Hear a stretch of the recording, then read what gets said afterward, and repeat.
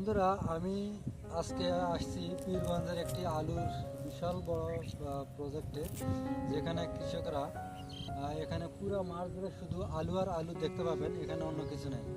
কিন্তু তারা যেভাবে আদর্শভাবে এবং সুন্দরভাবে আলু চাষ করে থাকেন, আমি সেই জিনিসটা আপনাদের দেখাবো।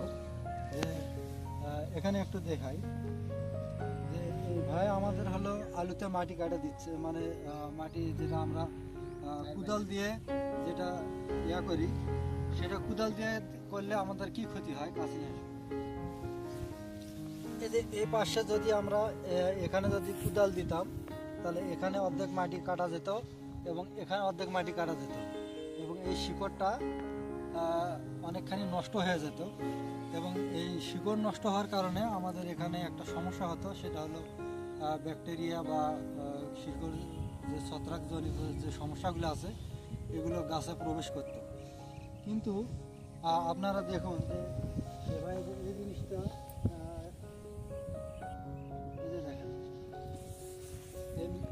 এই জিনিসটা এই একটা আধুনিক মানের যে যন্ত্র আছে, সেটা তারা তৈরি করে নিয়েছে। অর্থাৎ আলুর কান্দির মাঝখানে যেভাবে যদি আপনারা দিই, এমন মাপে দেওয়া আছে যে যে দেখতে পাচ্ছেন, এইভাবে যদি আমরা টানি, এটা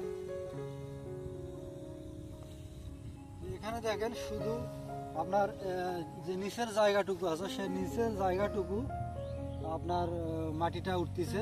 অর্থাৎ এটা দিয়ে এই চিকন মাপের কিন্তু কুদালো আছে, যেটা দিয়ে আমরা দেখতেছি যে তারা এখানে মাটি উঠে দিচ্ছে সার দিয়ে।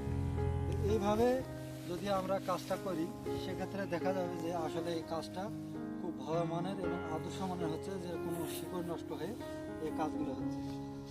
তো আপনারাও যারা এই আলু চাষ করবেন, তারা অবশ্যই এই জিনিসটা তৈরি করে নেবেন। এই যে এটা সম্ভবত কয় ইঞ্চি আছে ভাই? এটা সম্ভবত আমি জানি না, 20 থাকে 22 থাকে।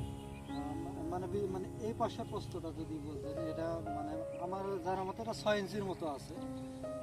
6 ইঞ্চির মতো দেখা যাচ্ছে আর কি। 6 ইঞ্চি হলে এটা হচ্ছে আর কি।